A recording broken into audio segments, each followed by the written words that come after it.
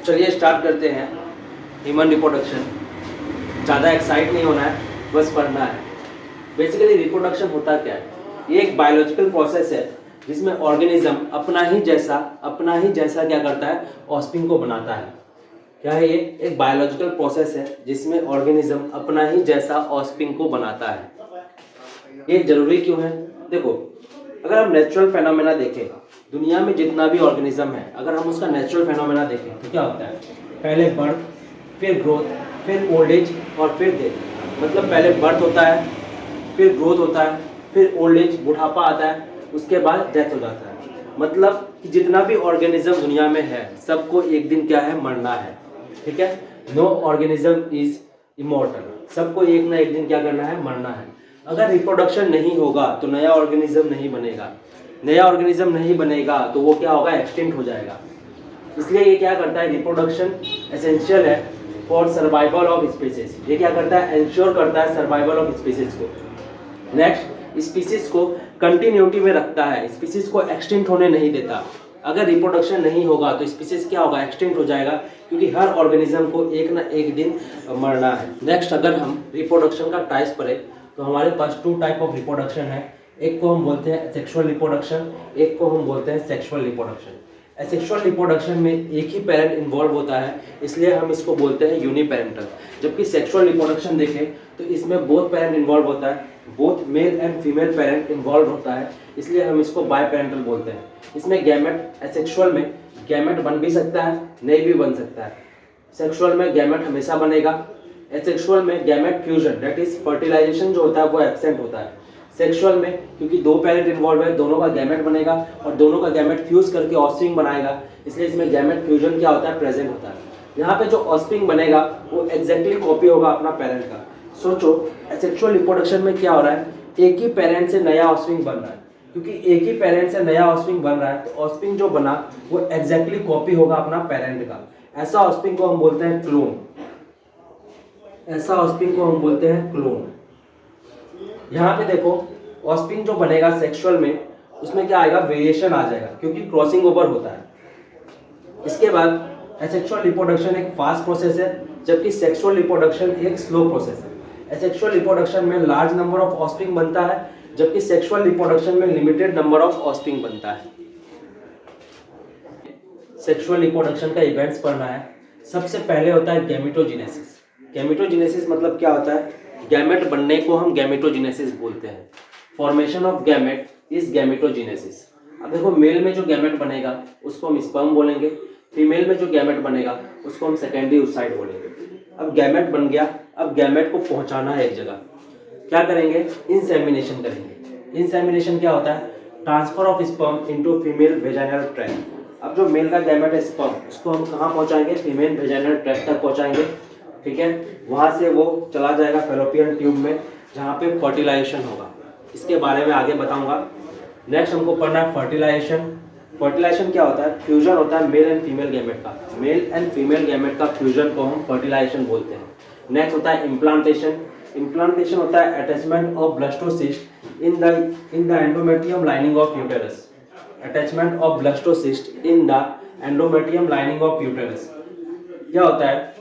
जो हमारा फ्यूजन हुआ, फ्यूजन के बाद जाइगोट बनेगा, जाइगोट के बाद मोरोला बनेगा, मोरोला के बाद ब्लास्टोसिस्ट बनेगा, और वो ब्लास्टोसिस्ट जाके यूटेरस के साथ अटैच कर जाएगा, यूटेरस का एंडोमेट्रियम लाइनिंग के साथ अटैच कर जाएगा।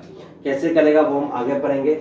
अभी के लिए ये इतना याद रखो कि ब्लास्टोसिस्ट का जो अटैचमेंट होगा एंडोमेट्रियम लाइनिंग ऑफ यूटेरस के साथ, ब्लास्टोसिस्ट का जो अटैचमेंट होगा एंडोमेट्रियम लाइनिंग से, उसको हम इम्प्लांटेशन बोलते हैं। इसके बाद जेस्टेशन। जेस्टेशन बेसिकली क्या है? Period of development of foetus. Foetus का जो डेवलपमेंट पीरियड है उसको हम जेस्टेशन बोलते हैं। देखो, ह्यूमन में ये 9 मंथ का पीरियड होता है। इसके बाद लास्ट पार्चुरेशन। पार्चुरेशन क्या होता है? Delivery of baby is parturition. Next हमें पढ़ना है male reproductive system. Male reproductive system जो है वो पेल्विक रीजन में सिचुएटेड है। ये इंक्लूड्स करता है testis, accessory duct, accessory gland and external genitalia और पेनिस।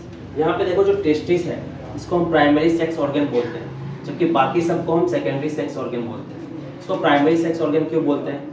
ये देखो 2 काम करता है। एक तो मेल में स्पर्म बनाता है, दूसरा हार्मोन प्रोड्यूस करता है जिसको बोलते हैं टेस्टोस्टेरोन। ये जो टेस्टोस्टेरोन है, ह्यूमंस में जो टेस्टोस्टेरोन है उसको हम एंड्रोजेंस बोलते हैं। इसके बाद सेकेंडरी सेक्स ऑर्गन का काम क्या है? ये कंडक्शन और ट्रांसपोर्टेशन में मदद करता है, conduction and transportation of sperm. One by one हमें सबको पढ़ना है। नेक्स्ट हमें टेस्टिस पढ़ना है। टेस्टिस देखोगे तो मेल में टेस्टिस वन पेयर में प्रेजेंट होता है, मतलब 2 टेस्टिस प्रेजेंट होगा। ये ओवल शेप का होगा। इसका लेंथ देखोगे तो 4 से 5 सेंटीमीटर इसका लेंथ होगा। विड्थ देखोगे तो 2 to 3 सेंटीमीटर इसका विड्थ होगा। इसका लोकेशन देखोगे तो ये एक पाउच में प्रेजेंट रहता है। उस पाउच को हम बोलते हैं स्क्रोटम। स्क्रोटम जो होता है वो क्या करता है, इसका टेम्परेचर को मेंटेन करता है। जनरली इसका टेम्परेचर जो होगा टेस्टिस का वो क्या होगा, 2 to 2.5 डिग्री सेल्सियस लोअर होगा देन बॉडी टेम्परेचर। इस टेम्परेचर को मेंटेन करने का काम स्क्रोटम का है। ये एसेंशियल है क्योंकि ये क्या करता है, स्पर्मेटोजेनेसिस में मदद करता है। नेक्स्ट हमें टेस्टिस का स्ट्रक्चर पढ़ना है। अगर हम टेस्टिस को लॉन्गिट्यूडनली ऐसे करके काट दें, अगर हम टेस्टिस को लॉन्गिट्यूडनली अगर ऐसे करके काट दें, इस सेक्शन से ऐसे काट दें तो हमें टेस्टिस कुछ ऐसा दिखेगा। यहाँ पे देखो एक कनेक्टिव टिश्यू होता है जिसको हम बोलते हैं ट्यूनिका एल्बुजिनिया। ये टेस्टिस को 250 कंपार्टमेंट में क्या करता है, डिवाइड कर देता है। ये टेस्टिस को क्या करता है, ट्यूनिका एल्बुजिनिया 250 कंपार्टमेंट में डिवाइड कर देता है। इस कंपार्टमेंट को हम बोलते हैं टेस्टिकुलर लोब्यूल्स। एक एक कंपार्टमेंट में हमें सेमिनिफेरस टिब्यूल्स दिख जाता है। एक एक कंपार्टमेंट में 1 से 3 सेमिनिफेरस टिब्यूल्स होगा। ये सेमिनिफेरस टिब्यूल्स ट्यूबुलर एक्टिस से रेटेड टेस्टिस में खुल जाता है। फिर रेटेड टेस्टिस क्या नेटवर्क ऑफ ट्यूब है। ये रेटेड टेस्टिस फिर खुलता है वासा एफरेंसिया में। वासा एफरेंसिया एपिडाइडमिस में खुलता है और एपिडाइडमिस फिर खुलता है वास डिफरेंस में। याद रखना है स्पर्म जो है वो सेमिनिफेरस टिब्यूल्स में बनेगा। स्पर्म कहाँ बनेगा, सेमिनिफेरस टिब्यूल्स में। Helps in formation of sperms.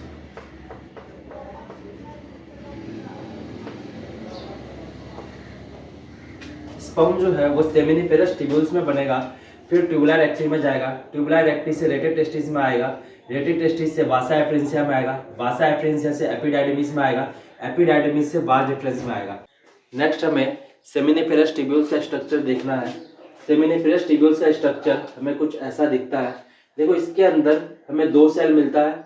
एक को हम बोलते हैं जो छोटा वाला सेल है उसको हम बोलते हैं स्पर्मेटोगोनिया। इसके पास स्पर्म मदर सेल होता है जो स्पर्मेटोजेनेसिस करके स्पर्म बनाता है। नेक्स्ट देखो एक बड़ा सेल होगा। इस बड़े सेल को हम सर्टोरी सेल बोलते हैं। ये एक हार्मोन रिलीज करता है जिसको इनिबिन बोलते हैं। इनिबिन इनिबिट करता है एफएसएच को। कैसे करता है वो आगे देखना है। और ये नरिशमेंट भी प्रोवाइड करता है, स्पर्म को नरिशमेंट प्रोवाइड करेगा। इसके बीच में, इस सेल के बीच में जो स्पेस होगा इसको हम बोलते हैं इंटरस्टिशियल स्पेस और लिडिक सेल। इसमें बहुत सारा ब्लड वेसल्स वगैरह प्रेजेंट होगा। ये हार्मोन सीक्रेट करेगा टेस्टोस्टेरोन। नेक्स्ट हम मेल रिप्रोडक्टिव सिस्टम का एक्सेसरी डक्ट पढ़ रहे हैं। तो थोड़ा थोड़ा तो हम पढ़ लिए थे हमारा लॉन्गिट्यूडनल सेक्शन ऑफ टेस्टिस में। सेमिनिफेरस टिब्यूल्स में स्पर्म बना, फिर स्पर्म गया ट्यूबुलर एक्टी में। ट्यूबुलर एक्टी से ये स्पर्म चला जाता है रेटेड टेस्टिस में। रेटेड टेस्टिस से ये जाएगा वासा एफरेंशिया में। वासा एफरेंशिया से एपिडाइडमिस में। एपिडाइडमिस से वास डिफरेंस में जाएगा। यहाँ तक तो हम पढ़ लिए थे। इसके बाद देखो ये यूरिनरी ब्लडर का, ये है यूरिनरी ब्लडर। यूरिनरी ब्लडर को लूप करते हुए ऊपर से आएगा और यहाँ पे एक वाइड रीजन बन जाएगा, इसको हम बोलते हैं एम्पुला। एम्पुला के बाद इजाकुलेटरी डक्ट, और ये इजाकुलेटरी डक्ट यूरेथ्रा में खुल जाएगा। Urethra external opening that is urethral meatus, यहाँ से क्या होगा, स्पर्म बाहर आ जाएगा। याद रखना ये जो यूरेथ्रा है ये कॉमन पैसेज है both for urine and sperm. Urine और स्पर्म दोनों ही इस यूरेथ्रा होके ही बाहर आता है। नेक्स्ट अगर हम स्पर्म का पाथवे देखें तो सबसे पहले स्पर्म बना सेमिनिफेरस टिब्यूल्स में। ये खुला ट्यूबुलर एक्टी में। ट्यूबुलर एक्टी से ये गया रेटेड टेस्टिस। रेटेड टेस्टिस से वासा एफरेंशिया। वासा एफरेंशिया से एपिडाइडमिस। एपिडाइडमिस से वास डिफरेंस। वास डिफरेंस से एम्पुला। एम्पुला से इजाकुलेटरी डक्ट। इजाकुलेटरी डक्ट से यूरेथ्रा, और यूरेथ्रा से यूरेथ्रल मीटस के द्वारा बाहर चला आएगा। नेक्स्ट हमें मेल रिप्रोडक्टिव सिस्टम का एक्सेसरी ग्लैंड पढ़ना है। बेसिकली मेल रिप्रोडक्टिव सिस्टम में हमारे पास 3 ग्लैंड होता है, 3 एक्सेसरी ग्लैंड होता है। पहला होता है सीमाइनल वेसाइकल। सीमाइनल वेसाइकल 1 पेयर में प्रेजेंट रहता है, एक इधर है और एक इस साइड होगा, मतलब हमारे पास 2 सीमाइनल वेसाइकल है। 60% सिक्रेशन जो होगा वो सीमाइनल वेसाइकल ही करेगा। इसके बाद देखो प्रोस्टेट ग्लैंड, ये एक ही प्रेजेंट होता है। इसके बाद बुल्बोयूरेथ्रल ग्लैंड, ये पी शेप्ड का होगा और ये भी वन पेयर में प्रेजेंट होगा। इसका सिक्रेशन लब्रिकेशन में मदद करता है। बेसिकली अगर देखें तो सिक्रेशन होता क्या है, क्या क्या चीज़ का सिक्रेशन होता है, तो फ्रुक्टोज, कैल्शियम और कुछ एंजाइम्स का सिक्रेशन करता है ये सब ग्लैंड। नेक्स्ट देखो सीमेन। सीमेन क्या होता है, sperm plus secretion from all the three gland is semen. Semen क्या होता है, sperm along with secretion of all the three gland, इसको हम बोलते हैं सीमेन। नेक्स्ट टॉपिक है हमारा एक्सटर्नल जेनिटलिया और पेनिस। तो पेनिस जो है एक स्पेशल टाइप ऑफ टिश्यू का बना हुआ है, इसलिए सेक्सुअल एक्साइटेशन के समय इसमें क्या होगा, इरेक्शन हो जाएगा और ये फैसिलिटेट करेगा इंसेमिनेशन। यहाँ पे देखो जो पेनिस का सामने वाला पोर्शन है, जो एनलार्ज पोर्शन है, इसको हम ग्लांस पेनिस बोलते हैं। ग्लांस पेनिस कवर होता है by retractable fold of skin. इस रिट्रैक्टेबल फोल्ड ऑफ स्किन को हम बोलते हैं फोर स्किन।